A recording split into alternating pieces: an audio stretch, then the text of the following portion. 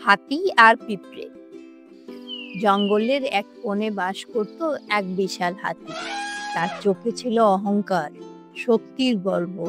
সে মনে করত, আমার মতো শক্তিশালী কেউ নেই। এই ছোট্ট প্রাণীদের আমি এক পায়ের চাপেই মুছে দিতে পারি। প্রতিদিনের মতো একদিন সে নদীর ধারে হাঁটছিল। হঠাৎ মাটির ফাঁক দিয়ে উঠে এলো কিছু ছোট্ট পিঁপড়ে। তারা ধীরে ধীরে নিজের কাজ করছিল। হাতি তাদের দেখে হেসে উঠল আর ইচ্ছে করে তাদের উপর পা ফেলল। পিঁপড়ারা কষ্ট পেল, কিন্তু কিছু না বলে চুপচাপ সরে গেল। তবে মনে মনে ঠিক করলো, এই অহংকারী হাতিকে একদিন শিক্ষা দিতেই হবে। পরের দিন সব পিঁপড়ে মিলেমিশে পরিকল্পনা করল। হাতি যখন দুপুরের রোদের গাছের ছায়ায় ঘুমাচ্ছিল, তখন শত শত পিঁপড়ে তার বিশাল দেহে উঠে গেল। তারা ঢুকে পড়ল হাতির সুরে, কানে আর পায়ে।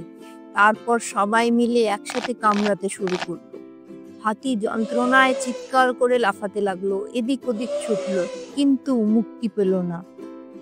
অবশেষে কাঁদো কাঁদো গলায় বলল, ওহে ছোট্ট পিঁপড়েরা, দয়া করে আমাকে ক্ষমা করো।